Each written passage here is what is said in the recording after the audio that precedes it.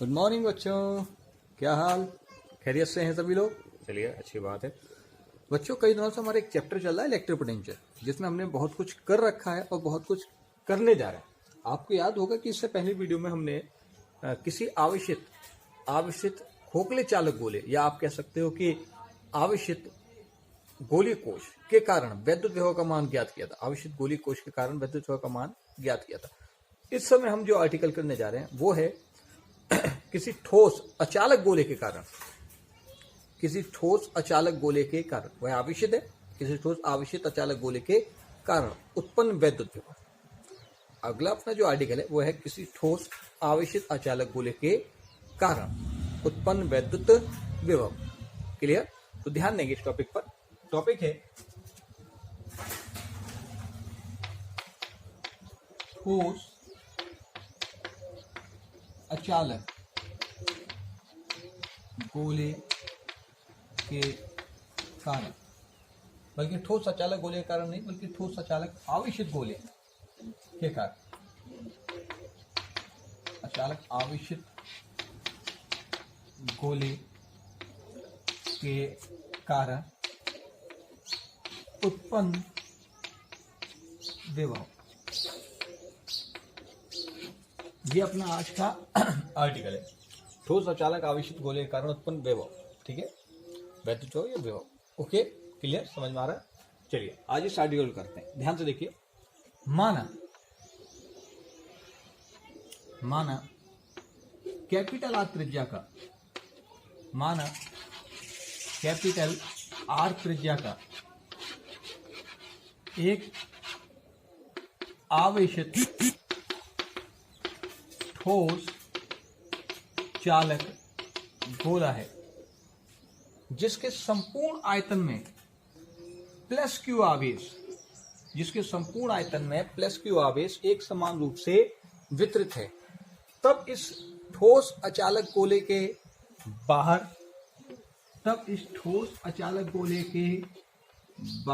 ध्यान से देखें, इस ठोस अचालक गोले के बाहर, इसके पृष्ठ पर और इसके अंदर, मैंने 3 पॉइंट ले लिए। ठोस अचालक गोले के बाहर, इसके पृष्ठ पर और इसके अंदर, इन तीनों बिंदुओं पर विभव का मान हमें क्या करना है? ज्ञात करना है। पहले वाला हमारा आर्टिकल यही था, लेकिन अंतर था उसमें। उस आर्टिकल वो था आवेशित गोली कोश के लिए, और ये है ठोस अचालक आवेशित गोले के लिए। क्लियर?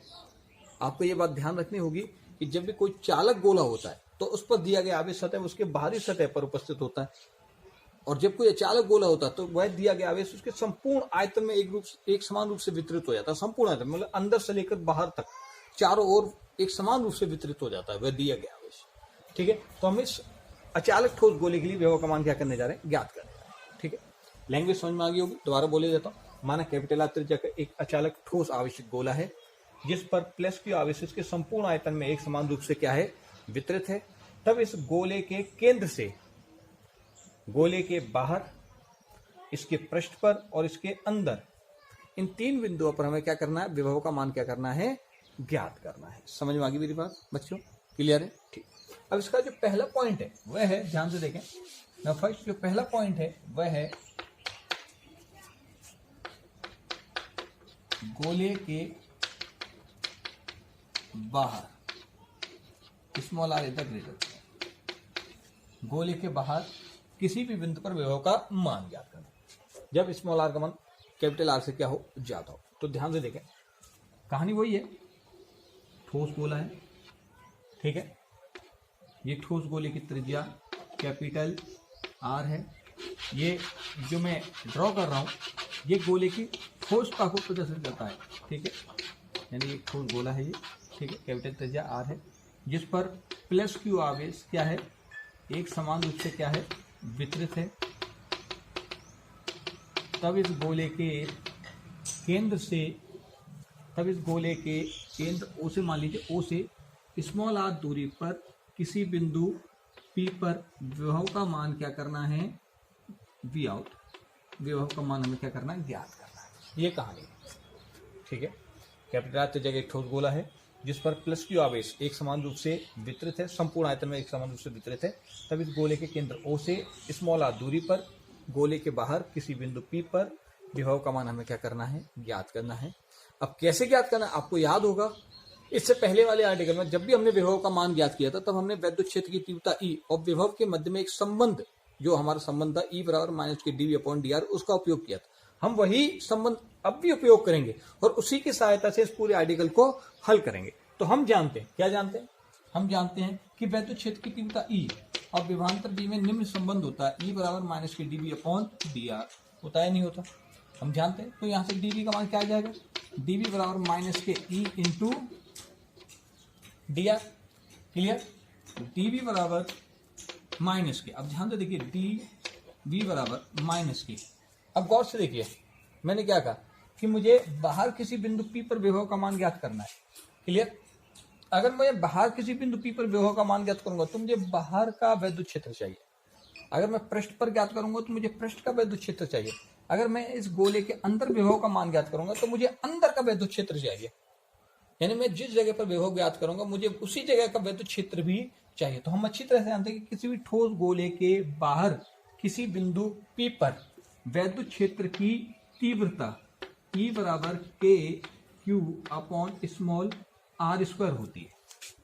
गोले के बाहर, चाहे वो ठोस गोला हो चाहे आवेशित गोले कोश हो, दोनों गोले के बाहर किसी बिंदु P पर वैद्युत क्षेत्र की तीव्रता E बराबर KQ upon small r square होती है। ये हम इससे पहले चैप्टर में पढ़ चुके हैं, ये हमारी जानकारी में भी है। तो ध्यान दीजिए बेटा, dV बराबर माइनस के, मैं इस E की जगह पर गोले के बाहर वैद्युत क्षेत्र की तीव्रता का सूत्र लगा रहा हूं, KQ अपॉन r स्क्वायर और इनटू में dr।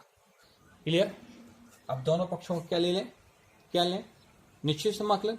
निश्चित समाकलन क्यों ले रहे हैं, क्योंकि हम विभव ज्ञात कर रहे हैं। विभव कब ज्ञात होता है, जब मैं किसी आवेश को अनंत से उस बिंदु तक लेकर आऊं, अनंत से, यहाँ कोई अनंत है, अनंत से अगर मैं बिंदु P तक लेकर आऊंगा तभी मैं विभव ज्ञात कर सकता हूँ। याद रखें, विभव की परिभाषा एकांक धन परीक्षण आवेश को अनंत से उस बिंदु तक लाने में किया गया कार्य। यानी जब तक हम परीक्षण आवेश को या किसी भी आवेश को अनंत से किसी बिंदु तक लेकर नहीं आएंगे तब तक हम विभव का मान ज्ञात नहीं कर सकते। तो पहली लिमिट हो जाती है अनंत और दूसरी लिमिट वो दूरी जहां तक मुझसे लेकर आ रहे हैं। तो इसलिए हम यहाँ पर लगाते हैं निश्चित समाकलन।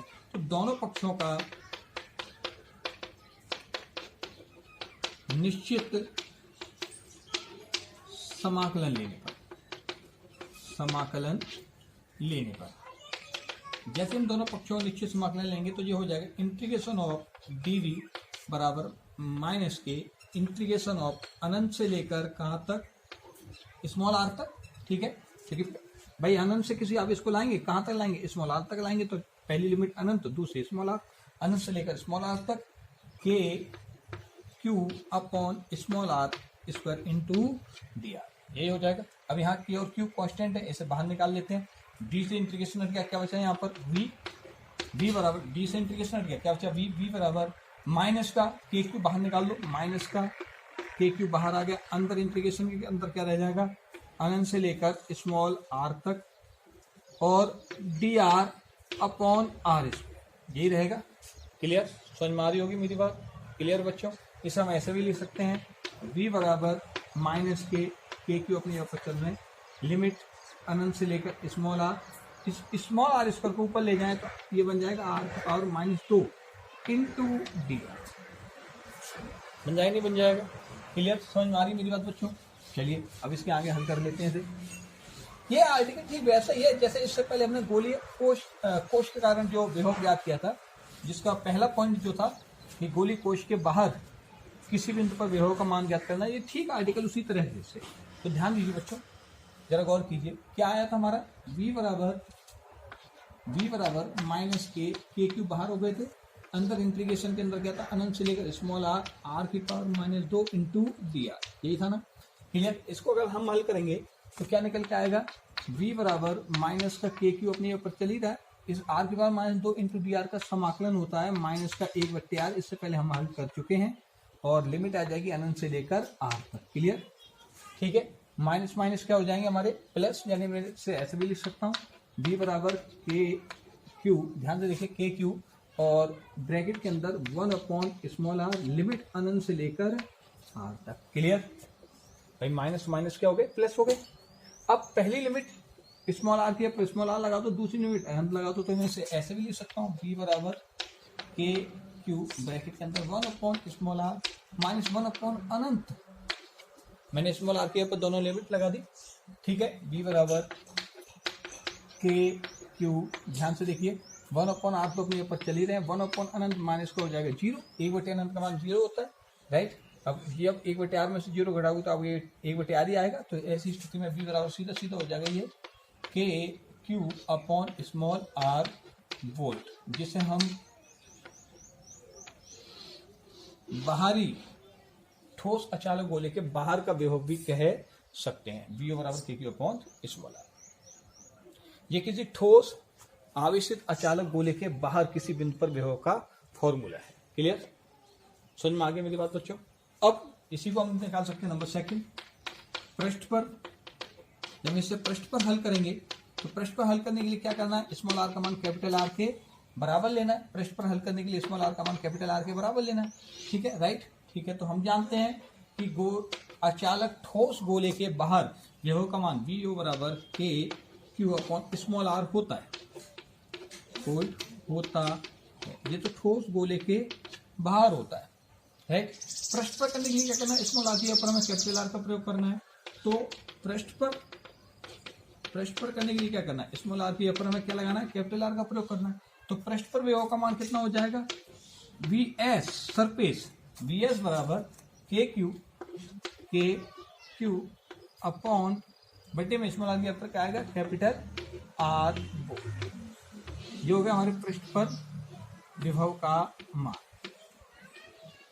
ये है पृष्ठ पर विभव, ठीक है, समझ में आ गई मेरी बात।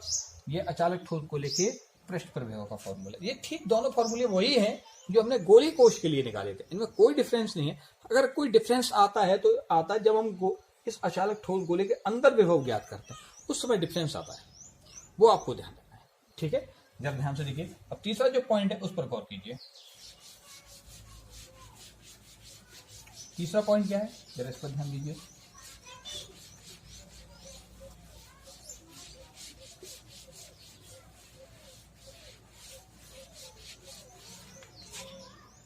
तीसरा पॉइंट है नंबर थर्ड, ठोस अचालक आवेशित गोले के अंदर विभव। बस ये थोड़ा सा इंपॉर्टेंट है, इस पर जरा ध्यान देना, और ये थोड़ा सा टफ भी है लेकिन ज्यादा नहीं है, अगर ध्यान देंगे तो बिल्कुल आसानी से समझ में आएगा, ठीक है। अंदर विभव ज्ञात कर लेना। देखिए गौर कीजिए, ये ठोस अचालक गोला है, ठीक है, जिसकी त्रिज्या कैपिटल आर है, जिस पर प्लस क्यू आवेश एक समान रूप से क्या है, वितरित है। ये देखिए हमसे, जिस पर प्लस क्यू आवेश एक समान रूप से क्या है, वितरित है।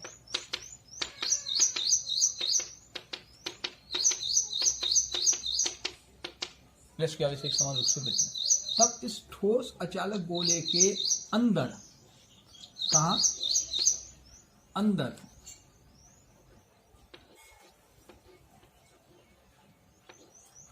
किसी बिंदु P पर विभव का मान क्या करना है, ज्ञात करना है।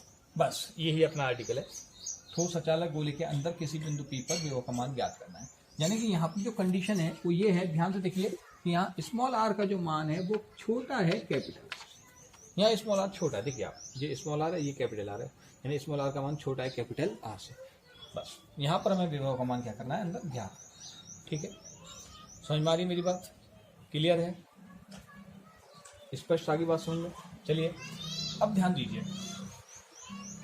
जरा मैं इस स्मॉल आर को इस तरह से बना लेता हूँ, जरा गौर कीजिए, यानी कि आपको यहाँ ज्ञात करना, ठीक है। ये बेटा यहाँ आप विभव तभी ज्ञात कर सकते हो जब आवेश को अनंत से इस बिंदु तक लेकर आओ। अब आवेश को जो कि अनंत पर स्थित है, यहाँ पर कोई आवेश है Q0 चार्ज, जो अनंत पर है, जब आप इसको यहाँ पर लेकर आओगे तो सबसे पहले आपको इस आप परीक्षण आवेश को अनंत से पृष्ठ तक लाना पड़ेगा। कहाँ तक लाना पड़ेगा? इसे पृष्ठ तक। और फिर पृष्ठ के बाद कहाँ जाओगे? इसके अंदर अंदर जाओगे। ध्यान से सुन लो, पहले इस आप परीक्षण आवेश को आप अनंत से लेकर आओगे पृष्ठ तक, फिर पृष्ठ से इसके अंदर जाओगे। आ रही ना मेरी बात समझ में? मतलब आप इस आप परीक्षण आवेश को अनंत से सीधे इसके अंदर नहीं ले जा सकते। आप सिंपल भाषा में आप ये बात समझ लीजिए कि आप एक छोटे से एरिया में रहते हैं, जिसका कोई भी नाम हो, आप किसी एक एरिया में रहते हैं और आपको अपने एक दोस्त से मिलना है। लेकिन आप एक बात ध्यान दीजिए कि आप एक किसी कस्बे में रह रहे हैं जिसमें बहुत सारे मोहल्ले होंगे। आप किसी और मोहल्ले में रहते हैं और वो आपका दोस्त किसी और मोहल्ले में रहता है। आप अपने दोस्त के घर जाना चाह रहे हैं, आप अपने दोस्त के घर मिलने जाना चाह रहे हैं, तो जाहिर सी बात है कि आप अपने मोहल्ले से पहले उसके मोहल्ले में जाएंगे और उसके मोहल्ले में जाने के बाद उसके घर में जाएंगे। यानी उसके घर में आप सीधे नहीं जा सकते, पहले उसके घर में जाने के लिए आपको उसके मोहल्ले में जाना पड़ेगा, उसके बाद आप उसके घर में जाओगे। वही कहानी यहाँ पर है कि जब किसी परीक्षण आवेश को अनंत से इस स्मॉल r दूरी तक लाना होता है तो सबसे पहले हम उसके पृष्ठ तक आते हैं, यानी इसको मतलब पृष्ठ पर आने के बाद उसके मोहल्ले में आते हैं, मोहल्ले तक पहुंच जाते हैं, मोहल्ले के बाद उसके घर में जाते हैं। हमें हर हाल में स्मॉल r तक आने के लिए पहले पृष्ठ पर आना पड़ेगा, बाद में उसके अंदर जाना पड़ेगा। तो यहाँ पर जो लिमिट है वो दो प्रकार से लगती है, अनंत से लेकर कैपिटल R, फिर पृष्ठ पर दूरी कैपिटल R है, फिर कैपिटल R से स्मॉल r तक। इस तरह से यहाँ लिमिट चेंज होगी। ठीक है, तो ध्यान देना बच्चों, इस आर्टिकल को हम करने जा रहे हैं, जरा गौर कीजिए। ठीक है, ये मिटा ले देता हूँ, ये अपने काम की चीज नहीं है। ठीक है ना, ये सिर्फ समझाने के लिए था, इसका आपको प्रयोग नहीं करना, केवल आपको डायग्राम ये बनाना है, केवल इतना। ठीक है बच्चों, आ रही बात समझ में? क्लियर? तब ध्यान में देखिए, तब बिंदु P पर, तब बिंदु P पर विभव, ठीक है, कौन से? वैद्युत क्षेत्र की तीव्रता E और विभवांतर के सूत्र से। सूत्र वही है, E बराबर -k dV/dr। यहाँ तो सीधा सीधा क्या हो जाएगा फॉर्मूला? dV बराबर -k इंटू dr। चलो अब दोनों पक्षों का निश्चित समाकलन ले लें। दोनों पक्षों का क्या करने पर? निश्चित समाकलन लेने पर, समाकलन लेने पर, दोनों पक्षों का निश्चित समाकलन लेने पर, जैसे हम दोनों पक्षों का निश्चित समाकलन लेंगे तो इंटीग्रेशन ऑफ dv बराबर -k इंटीग्रेशन ऑफ अनंत से लेकर कहाँ तक आ रहे हैं? स्मॉल r तक। वो अलग बात है कि पहले पृष्ठ पर आएंगे फिर बाद में स्मॉल r तक जाएंगे, लेकिन लिखना हमें यही पड़ेगा कि अनंत से हम सीधे स्मॉल r तक आ रहे हैं, अनंत से स्मॉल r तक E इंटू dr।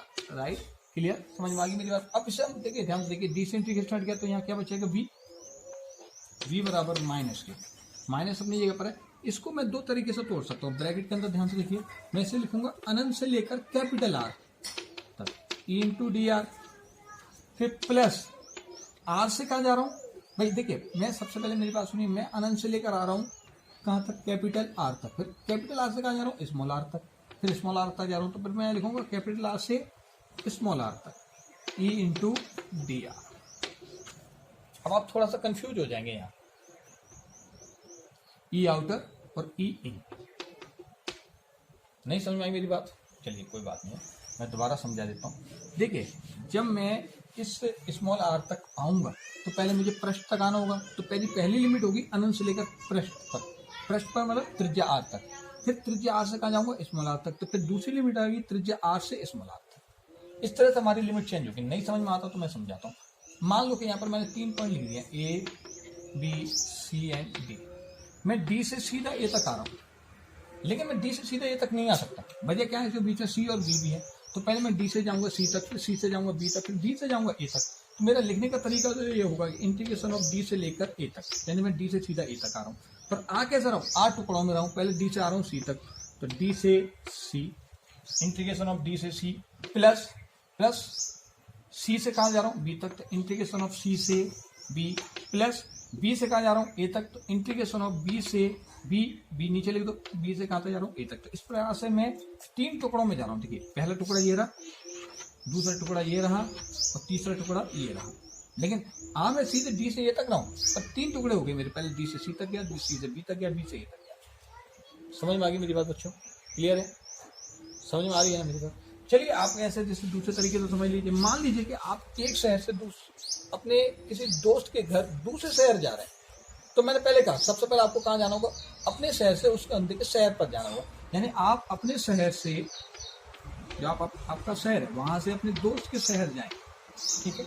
फिर जाहिर सी बात है आप जा तो अपने शहर से उसके घर तक जा रहे हैं, लेकिन जा कैसे रहे हैं, टुकड़ों में जा रहे हैं। पहले अपने शहर से उसके शहर तक जाएंगे, फिर शहर के बाद उस दोस्त का जो शहर है, जो घर है, जो आपका आप कह सकते हैं कस्बा है, उस कस्बे से उसके घर वो मोहल्ले में जाएंगे, और मोहल्ले के बाद अपने दोस्त के मोहल्ले से उसके घर में जाएंगे। यानी कि आपको 3 टुकड़ों में जाना पड़ रहा है।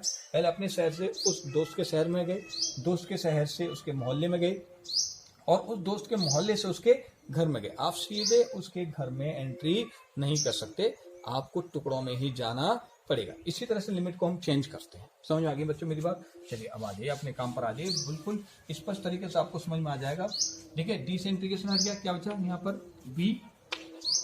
v बराबर माइनस को बाहर निकालो, मैं लिमिट लगा रहा हूँ अनंत से लेकर, सबसे पहले मैं आया कैपिटल आर तक, capital R E into D are, ठीक है। फिर प्लस आर से कहा जा रहा हूँ स्मॉल आर तक ई इंटू डी आर। अब एक चीज थोड़ी सी बात है कि यहाँ पर मैं आउटर लगाऊंगा, यहाँ पर मैं इन लगाने जा रहा हूँ। अब ये थोड़ा सा कंफ्यूजन वाला आपके लिए हो जाता है कि सर यहाँ आउटर क्यों लगा, यहाँ इन क्यों लगा। ठीक है, जब मैं अनंत से पृष्ठ तक आता हूँ तो अनंत से पृष्ठ तक आने में मैं केवल गोले के बाहर चल रहा हूँ, इसलिए मुझे बाहर का वैद्युत क्षेत्र चाहिए, तो मैंने ई आउटर लगा दिया। जब पृष्ठ से अंदर जाता हूँ तो मैं गोले के अंदर चल रहा हूँ। देखिए ध्यान से देखिए, ये अनंत है, जब मैं अनंत से पृष्ठ तक आया तो मैं कहाँ चल रहा हूँ, इस गोले के बाहर चल रहा हूँ, तो मुझे बाहर का वैद्युत क्षेत्र चाहिए, तो ई आउटर लगा दिया। अनंत से लेकर आर तक, यानी अनंत से लेकर पृष्ठ आर तक, पृष्ठ की त्रिज्या क्या है, कैपिटल आर है ना, तो अनंत से लेकर पृष्ठ आर तक मुझे बाहर का वैद्युत क्षेत्र जो मैं गोले के बाहर चल रहा हूँ, राइट, यहाँ से यहाँ तक चल रहा हूँ तो गोले के बाहर चल रहा हूँ। फिर जैसे मैं पृष्ठ से अंदर जाता हूँ, यानी पृष्ठ से स्मॉल आर तक जाता हूँ, देखिए यहाँ तक जाता हूँ, जैसे पृष्ठ से अंदर जाऊंगा तो मैं गोले के अंदर चला जाऊंगा, तब मुझे अंदर का वैद्युत क्षेत्र, यानी पृष्ठ से स्मॉल आर तक, यानी कैपिटल आर से स्मॉल आर तक जाने के लिए मुझे अंदर के वैद्युत क्षेत्र की जरूरत पड़ेगी। समझ में आ गई मेरी बात बच्चों? इसलिए मुझे इसका प्रयोग करना पड़ा। अब आइए ध्यान से देखिए, v बराबर माइनस अपनी जगह पर है, ठीक है, सो ऐसे रखे रहने थे, कोई दिक्कत नहीं, बाद में देख लेंगे। ई आउटर हम अच्छी तरह से जानते हैं कि ई आउटर, ध्यान से देखिए, अनंत से लेकर कैपिटल आर तक ई आउटर, यानी कि वैद्युत क्षेत्र की तीव्रता ई गोले के बाहर, हम जानते हैं वैद्युत क्षेत्र की तीव्रता ई गोले के बाहर होती है K Q upon small R square into D R, right, plus अब थोड़ी जगह कम रह गई यहाँ, plus E in capital R से स्मॉल आर तक, ई इन का मतलब ठोस गोले के अंदर, ठोस गोले के अंदर वैद्युत क्षेत्र की तीव्रता, और हम इससे पहले वाले चैप्टर में पढ़ चुके हैं कि ठोस गोले के अंदर वैद्युत क्षेत्र की तीव्रता के Q small R upon capital R cube, के Q small R upon capital R cube into D R होती तो केवल यही है कि capital Q small R upon R cube. ये ठोस गोले के अंदर वैद्युत क्षेत्र की तीव्रता का सूत्र होता है, डी आर साथ में चल रहे हैं तो इंटू में डी आर लगा दिया। समझ में आ गई मेरी बात बच्चों? क्लियर है? यहाँ तो कोई दिक्कत? चलिए, अगर यहाँ तो कोई दिक्कत नहीं तो इसके आगे आ जाइए। v बराबर, ध्यान से देखिए, v बराबर माइनस का, अब गौर कीजिए, के क्यू कॉन्स्टेंट है, बाहर निकाल देते हैं समाकलन के, के और क्यू को कॉन्स्टेंट है, समाकलन के बाहर कर दिया, अंदर रह जाएगा समाकलन के अंदर अनंत से लेकर कैपिटल आर तक, ध्यान से देखिए, अनंत से लेकर कैपिटल आर, और वही डी आर बट्टे small R square, D R बट्टे स्मॉल आर स्क्वायर, प्लस अपने ऊपर है, यहाँ भी के क्यू कॉन्स्टेंट है और आर क्यूब भी कॉन्स्टेंट है, तो यहाँ पर के क्यू अपॉन आर क्यूब, तीनों को बाहर निकाल दिया, और समाकलन के अंदर रह जाएगा आर से स्मॉल आर तक, small R into D R. अब जरूर आपका पूछने लायक क्वेश्चन होगा कि सर यहाँ आर क्यूब को क्यों बाहर निकाला, क्योंकि यहाँ आर स्क्वायर को आपने बाहर नहीं किया समाकलन के, यहाँ आर क्यूब को आपने बाहर कर दिया। बेटा गोले की जो त्रिज्या कैपिटल आर है ये निश्चित है, ये नहीं बदलेगी। देखो मेरी दूरी आर बदल दी है, इससे पहले वाले आर्टिकल में जब हमने बाहर बिंदु पी लिया था तो ये दूरी स्मॉल आर बड़ी थी इस कैपिटल आर से, फिर पृष्ठ पर लिया तो दोनों बराबर होगी, अब ये स्मॉल आर छोटी होगी। इसका मतलब सिंपल सा है कि स्मॉल आर मेरी बदल रही है, कैपिटल आर चेंज नहीं होती, त्रिज्या कैपिटल आर वही है गोले की, इसलिए कैपिटल आर त्रिज्या कांस्टेंट है, इसलिए मैंने इसको समाकलन के बाहर ले लिया, बाकी सबको मैंने अंदर रखा है। अब ध्यान से देखिए बच्चों, इसके बाद का अभी आर्टिकल आसानी से समझ में आ जाएगा आपके। कोई टफ आर्टिकल नहीं है, लेकिन बस थोड़ा सा गौर करने योग्य, आप ध्यान देंगे तो ये आसानी से समझ में आ जाएगा। तो v बराबर, ध्यान से देखिए, v बराबर माइनस अपने ऊपर चल रहा है, चलने दीजिए, के क्यू अपनी यहाँ पर चल रहा है, चलने दीजिए। देखिए डी आर बट्टे आर स्क्वायर को हम हल कर चुके हैं, इसका समाकलन होता है माइनस का 1 बट्टे आर और लिमिट है अनंत से लेकर कैपिटल आर, लिमिट अनंत से लेकर कैपिटल आर, पता ही आपको, प्लस के क्यू बट्टे कैपिटल आर क्यू बाहर चली रहे और आर की पावर, ध्यान दीजिए यहाँ पर गौर कीजिए, यहाँ पर ध्यान दीजिए, यहाँ पर आर की पावर, स्मॉल आर की पावर 1 है और इसका हम स्मॉल आर के सापेक्ष की समाकलन कर रहे हैं, तो यहाँ समाकलन हो जाएगा इसका आर स्क्वायर बटे 2 और लिमिट आएगी कैपिटल आर से स्मॉल आर। देखिए समझ में आ रही है मेरी बात बच्चों? जब इसको हम हल करेंगे तो ध्यान से देखिए, अब एक काम और कीजिए, इस माइनस को इसके अंदर ले जा सकते हैं आप, तो जैसे ही माइनस को अंदर ले जाएंगे तो माइनस का के क्यू, ठीक है, और ये माइनस को अभी यहीं रखें, 1/r, बाद में गफलत हो जाएगी, गलती हो सकती है आप पर, कैपिटल आर इसे ऐसे ही रखें, और इसी माइनस का गुणा जब हम प्लस में करेंगे तो फिर माइनस हो जाएगा के Q upon capital are Q, और अंदर देखिए आर स्क्वायर बटे 2 अपने यहाँ पर चल ही रहा है, यहाँ कैपिटल आर और यहाँ स्मॉल आर। समझ में आ गई मेरी बात बच्चों? ठीक है, चलिए और आगे देखिए, यहाँ से v बराबर माइनस का के क्यू, देखो माइनस माइनस क्या हो जाएंगे प्लस, तो प्लस का के क्यू बटे, अब अंदर रह जाएगा आपका 1 बट्टे स्मॉल आर, लिमिट अनंत से लेकर कैपिटल आर, और माइनस का के क्यूब बट्टे आर क्यूब, और यहाँ पर एक काम कर दीजिए आप, ऐसा पहले स्मॉल आर के ऊपर लिमिट लगा दीजिए, तो स्मॉल आर के ऊपर पहले स्मॉल आर आएगा तो ये हो जाएगा स्मॉल आर स्क्वायर बटे 2, फिर माइनस इसी स्मॉल आर के ऊपर आएगा कैपिटल आर, तो कैपिटल आर स्क्वायर बटे 2, ये बनेगा आपका, राइट। चलिए आप और आगे ध्यान दीजिए, v बराबर के क्यू अपने ऊपर चल रहे हैं, के क्यू अपने ऊपर चल रहे हैं, सबसे पहले इस स्मॉल आर के ऊपर पहले अपर लिमिट लगाएंगे r, फिर इसी स्मॉल आर के ऊपर आएगा अनंत, बीच में आ जाएगा माइनस, तो देखिए ध्यान से 1 बट्टे कैपिटल आर माइनस 1 बट्टे अनंत, क्लियर, माइनस, फिर माइनस, ध्यान देखिए माइनस का के क्यूब बट्टे कैपिटल आर क्यूब, और यहाँ पर अंदर क्या चल रहा है स्मॉल आर स्क्वायर बटे 2 माइनस कैपिटल आर स्क्वायर बटे 2। समझ में आ रही है बच्चों? ठीक है, v बराबर, अब ध्यान से देखिए, गौर कीजिए, v बराबर के क्यू अपने ऊपर चल ही रहा है, ठीक है, 1 बट्टे आर माइनस के 0, ठीक है, 1 बट्टे अनंत का मान 0, और माइनस का के क्यूब बट्टे आर क्यूब, के क्यूब बट्टे आर क्यूब, और अंदर हो जाएगा, देखिए यहाँ से 2 कॉमन ले लीजिए, तो के क्यूब बट्टे 2r क्यूब, और ब्रैकेट के अंदर आ जाएगा small R square minus K capital R square, right. ठीक है, यहाँ पर 1 बट्टे आर बचेगा, 1 बट्टे आर में से 0 कटाओ तो 1 बट्टे आर ही आएगा, यानी टोटल वैल्यू जो बनेगी वो बनेगी v बराबर के क्यूब बट्टे कैपिटल आर, के क्यूब बट्टे कैपिटल आर माइनस के क्यूब बट्टे 2r क्यूब। देखिए मैंने क्या कहा था, यहाँ से मैंने 2 कॉमन ले लिए थे, 2, तो नीचे के क्यूब बट्टे 2r क्यूब हो गया, ऊपर बचेगा R square, small R square minus K capital R square, तो ऊपर ब्रैकेट में बच रहा है small R square minus K capital R square. वैसे तो ये आपके अचालक ठोस गोले के अंदर विभव को प्रदर्शित करता है, अगर इसे आप और आगे हल करना चाहें तो इससे भी हम आसानी से और आगे हल कर सकते हैं। v इन बराबर के क्यू, दोनों में से कॉमन है, बटे में आर स्क्वायर भी आपका कॉमन आ रहा है, आर स्क्वायर को कॉमन लेना चाहो तो ले ले, ठीक है, चलिए आर स्क्वायर कॉमन ले ही लेते हैं, कोई दिक्कत नहीं है, आर स्क्वायर भी आर भी कॉमन आ रहा है, तो के क्यू बट्टे आर तो आगे बाहर, ठीक है, अंदर क्या बचेगा आपके सामने है, यहाँ पर बचेगा आपका 1 माइनस के, यहाँ बचेगा आपका के क्यू आई गए बाहर, तो यहाँ पर बचेगा small R square minus capital R square, और बटे में आएगा यहाँ पर 2r को ऊपर ले जाए। देखो इस तरह से हल करने में थोड़ी सी एक तकलीफ आती है, 2r क्यूब है ना, चलिए कोई बात नहीं, 2r क्यूब तो 2 यहाँ बचेगा 2r स्क्वायर, थोड़ा सा तकलीफ आती है, अगर आप r कॉमन ना लें तो और भी आसान हो जाता, r अंदर लेकर 2r क्यूब को एलसीएम ले लें और उससे आसानी से ये हल हो जाता, ठीक है, चलिए कोई बात नहीं, ऐसे भी हल कर सकते हैं। तो देखिए v इन बराबर के क्यूब बट्टे कैपिटल आर अपने ऊपर चल ही रहा है, 2r स्क्वायर को ऊपर ले जाएं, इसके नीचे 1 मान ले तो लघुत्तम आ जाएगा 2r स्क्वायर, इनका लघुत्तम कितना आ जाएगा 2r स्क्वायर, ठीक है, ऊपर 2r स्क्वायर का मल्टीप्लिकेशन करेंगे, इधर 1 का मल्टीप्लिकेशन करेंगे, क्रॉस मल्टीप्लिकेशन करेंगे, भाई लघुत्तम कैसे लिया था, 2r² का मल्टीप्लिकेशन 1 में करो तो 2r² तो आगे लघुत्तम, अब इस 2r² का क्रॉस मल्टीप्लिकेशन 1 में करो, इस 1 का क्रॉस मल्टीप्लिकेशन यहाँ करो, तो 2r² का 1 में जैसे मल्टीप्लिकेशन करेंगे तो ऊपर हो जाएगा 2r² माइनस 1 का मल्टीप्लिकेशन करेंगे तो ये यही रहने वाला है r² minus K capital R²। Right, clear, समझ में आ रही बात मेरी बात? ठीक है, इसके बाद इसे और अगर हम आगे हल करना चाहें तो इसे आगे हल ऐसे भी कर सकते हैं कि वी इन बराबर के क्यू बट्टे कैपिटल आर बाहर चली रहे, के क्यू बट्टे कैपिटल आर बाहर चली रहे। ठीक है, 2r² अपनी जगह पर है, 2r² अपनी जगह पर है, माइनस जैसे ओपन करेंगे तो माइनस का स्मॉल r² हो जाएगा, प्लस का कैपिटल R² हो जाएगा, बटे में 2r² चली रहा है हमारा लघुत्तम।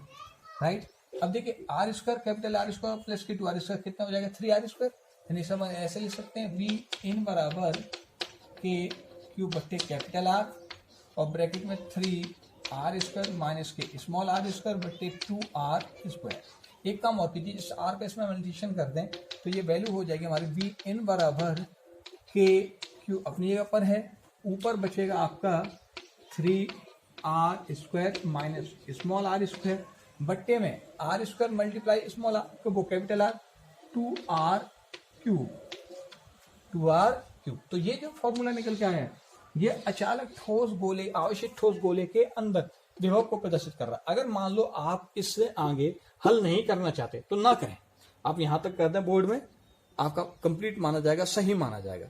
फिर भी आप अगर मान लो इस आर्टिकल को टैली करना चाहते हैं बुक के अनुसार अगर आप टैली करना चाहते हैं कि भाई हमारे बुक में ये दिया गया है इसी तरह का आना चाहिए, तो आप इसे आगे इस प्रकार से हल कर सकते हैं और हल करके यहाँ तक पहुंच जाए तो आपको बुक के अनुसार ये टैली हो जाएगा फॉर्मूला। ओके, समझ में आ गई मेरी बात बच्चों? क्लियर है? तो ये हमारे पास 3 पॉइंट है, गोली को अचालक ठोस गोले के बाहर, ठोस गोले के पृष्ठ पर और उसके अंदर विभव के मान ज्ञात करना। ठीक है, ये तीनों ज्ञात कर लिए। अब एक पॉइंट और है इसमें, स्पेशल पॉइंट है, वो है ठोस गोले के केंद्र पर विभव का मान। ठोस गोले के केंद्र पर विभव का मान, तो वो और हमें ज्ञात करना है। तो ध्यान से देखिए, अगला जो पॉइंट है नंबर 4, ये स्पेशल पॉइंट है इसका, ठोस गोले के कहां पर, केंद्र पर विभव। राइट, जब हम ठोस गोले के केंद्र पर बात करते हैं तो स्मॉल r का मान 0 हो जाएगा। वजह बताऊं मैं आपको, इसलिए हमारा ठोस गोला था। ठीक है, स्मॉल r यही तो थी हमारी भाई, कभी ये स्मॉल r ये थी, कभी यहां पर थी स्मॉल r ये दूरी थी, कभी ये पृष्ठ पर स्मॉल r थी, कभी ये इसके अंदर स्मॉल r थी। इसका मतलब ये है कि स्मॉल r का मान रेगुलर चेंजेबल है, कभी बढ़ रहा है तो कभी घट रहा है, कभी ज्यादा है तो कभी कम होता जा रहा है। इसका मतलब अगर मैं गोले के, ठोस गोले के केंद्र पर आऊंगा, यहाँ पर केंद्र पर, ठीक सेंटर पर, तो स्मॉल r का मान 0 हो जाएगा। भाई पहले स्मॉल r ये था, बाद में पृष्ठ पर ये रह गया, अंदर छोटा हो गया स्मॉल r, और मैं जब केंद्र पर आ जाऊंगा तो स्मॉल r बिल्कुल खत्म ही हो जाएगा, हो जाता है 0। राइट, तो गोले के, ठोस गोले के केंद्र पर स्मॉल r का मान क्या हो जाएगा 0।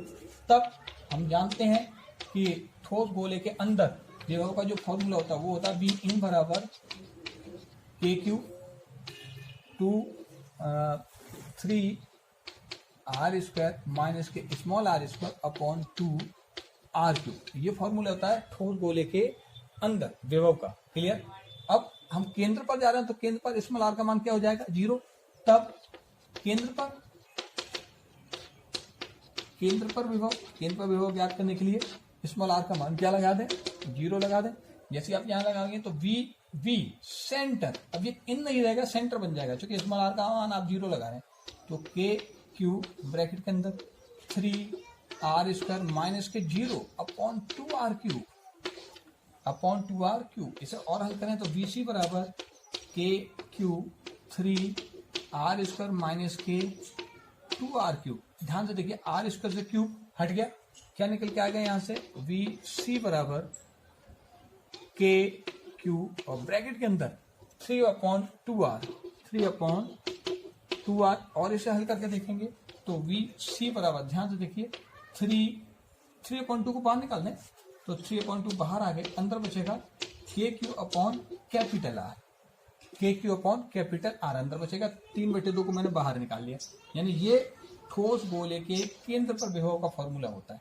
अब देखिए के क्यू अपॉन आर के बारे में हम अच्छी तरह से जानते हैं कि के क्यू अपॉन आर ठोस गोले के पृष्ठ पर विभव का फॉर्मूला है। तो इसे हम ऐसे भी लिख सकते हैं VC बराबर 3/2 वीएस का मतलब पृष्ठ पर विभव, सरफेस पर विभव, यानी केंद्र पर विभव का मान 3/2 गुना होता है सरफेस के विभव के। आप यहाँ पर देख सकते हैं, ठीक है, राइट, क्लियर। या आप इसे ऐसे भी लिख सकते हैं, वी सी बराबर 1.5 इंटू वी एस, कोई दिक्कत नहीं। तो हम कह सकते हैं कि किसी भी ठोस अचालक गोले, आवेशित अचालक गोले के केंद्र पर विभव का मान उसके पृष्ठ के विभव का 1.5 गुना होता है। पृष्ठ के विभव का कितने गुना होता है? 1.5 गुना होता है, यानी केंद्र पर विभव का मान सबसे अधिक होता है। ध्यान रखिए आप, किसी भी ठोस अचालक गोले के केंद्र पर विभव का मान सबसे अधिक होगा, ध्यान रखेंगे। और जैसे जैसे हम केंद्र से दूर जाते जाएंगे विभव के मान में लगातार कमी आती जाएगी। क्लियर। ये केंद्र पर विभव का फॉर्मूला है, कभी भी आपसे ज्ञात करवाए तो इन तीनों फॉर्मूले से आप विभव की वैल्यू केंद्र पर क्या कर सकते हैं, ज्ञात कर सकते हैं। ठीक है। अब